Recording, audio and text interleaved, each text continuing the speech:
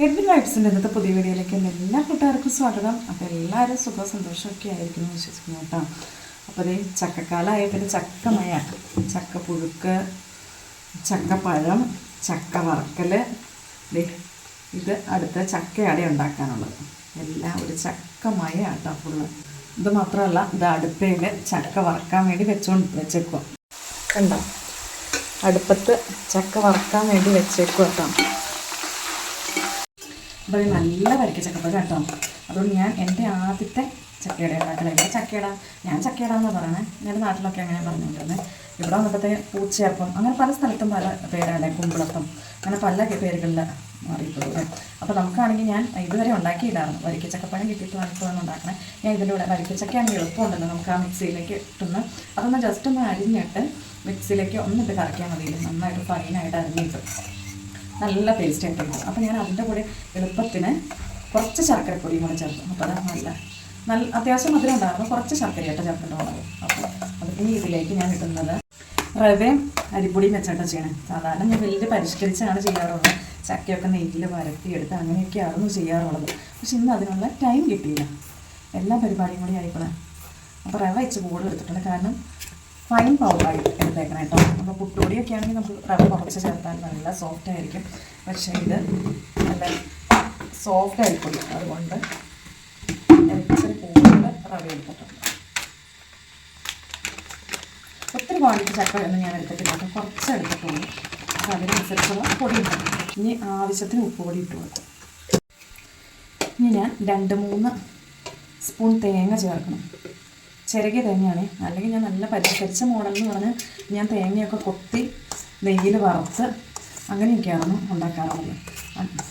അപ്പോൾ ആ മോഡലൊന്നും ഞാൻ വേറെ സമയമുള്ളപ്പോൾ ഒരു ദിവസം കാണിച്ചു തരാം കേട്ടോ. ഇന്ന് ഇത്തിരി തിരക്കായതുകൊണ്ട് സാധിച്ചില്ല. ഇനി നമുക്കൊരു മേമ്പൊടി ഇട്ട് കൊടുക്കണം അല്ലേ, അതൊന്നും. അപ്പോൾ നമ്മൾ കഷായത്തിനൊക്കെ മേമ്പൊടി ഇടില്ലേ, അതുപോലെ ഇട്ട് കൊടുക്കേണ്ട സാധനം എന്താണെന്ന് അറിയും, നമ്മുടെ ജീരകം ഏലക്ക പൊടിച്ചത് കേട്ടോ. നന്നായിട്ട് അപ്പോൾ നമ്മുടെ എല്ലാ ഐറ്റവും ആയില്ലേ, നന്നായിട്ടൊന്ന് മിക്സ് ചെയ്യാം. ഒത്തിരി ടൈറ്റായിട്ടും വേണ്ട, ഒത്തിരി ലൂസായിട്ടും വേണ്ട, ആ ഒരു ഭാഗത്ത്. അത് നന്നായിട്ട് കുഴച്ചെടുത്തിട്ടുണ്ട് കേട്ടോ. എന്ന് ഉപ്പൊന്ന് നോക്കട്ടെ, മധുരമുണ്ട്, ഉപ്പുണ്ട്, ഏലക്ക ജീരകം എല്ലാത്തിൻ്റെയും ടേസ്റ്റൊക്കെ ഉണ്ട് കേട്ടോ. അപ്പോൾ നമ്മുടെ ഇലയൊക്കെ ഒന്ന് തുടച്ച് നമുക്ക് ഇഡലി പാത്രത്തിലേക്ക്, ഇഡലി തട്ടയിലേക്ക് വയ്ക്കാം കേട്ടോ. അപ്പോൾ ഞാൻ ഇടനീല എടുത്തിട്ടുണ്ട്. ഇടനീല ഇല്ലാണ്ട് വാഴയിലയിലും കൊക്കോയുടെ ഇലയിലൊക്കെ ഉണ്ടാക്കണവരുണ്ട്, അതുപോലെ വട്ടയിലയിലൊക്കെ ഉണ്ടാക്കണം ഞാൻ കണ്ടിട്ടുണ്ട് കേട്ടോ. അപ്പോൾ ഏതിലാണെങ്കിലും കുഴപ്പമില്ല. ഇതാകുമ്പോൾ ഈ ഇലയുടെ സ്മെല്ലും കൂടെ കൂടി ഇച്ചിരി ആ സ്മെല്ലും കൂടെ ആകുമ്പോൾ ഒരു ടേസ്റ്റിന് ഒരു വ്യത്യാസം വരുമല്ലോ. അപ്പോൾ അത്രേ ഉള്ളൂ കേട്ടോ. അപ്പോൾ അതില്ലാത്തവർ ഇങ്ങനെയൊക്കെ ഉണ്ടാക്കണം കണ്ടിട്ടുണ്ട്. ഇതിലുണ്ടാക്കിയിട്ട് ആ ആവി കയറുമ്പോഴുള്ള വെന്ത് കഴിയുമ്പോൾ ഒരു മണം അങ്ങ് വരില്ലേ, ഒയ്യോ, ആ മണമാണ് അല്ലേ നമ്മളെ തോപ്പിക്കണത്.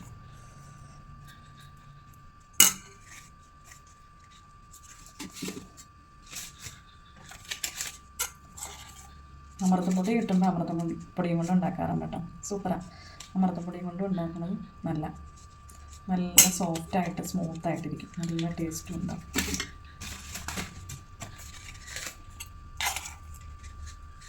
എപ്പോഴും വരാറായിട്ടുണ്ട്. പൊന്നൂസ് വറുക്കാം.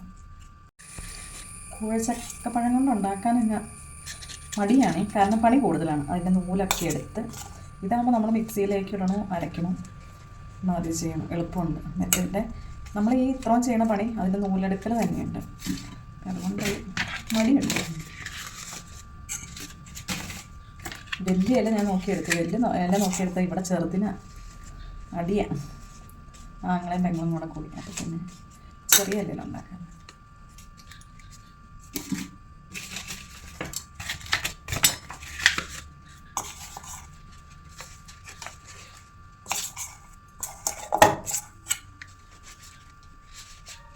പിള്ളേർക്ക് ഉണ്ടാക്കി കൊടുക്കാത്തതുകൊണ്ട് തിരക്ക് പിടിച്ച് ഞാൻ ഓൾറെഡി ചക്ക വറക്കും, ഞാൻ കാട്ടിയില്ലേ. അപ്പോൾ ഇത് ഇഷ്ടമാണ്, അപ്പോൾ ഇതാണ് ഉണ്ടാക്കുക, അവർക്ക് ഇഷ്ടമാണ്. അതുകൊണ്ടാണ് ചക്കപ്പഴം ആയപ്പോഴത്തേക്ക് ഞാൻ ഇത് ഉണ്ടാക്കിയിട്ട്. ഞാൻ ഓൾറെഡി ചക്ക വറക്കുവാണ്, എന്നാലും ഞാൻ ഇതിനും കൂടെ ഉണ്ടാക്കാൻ നോക്കിയതാണ്.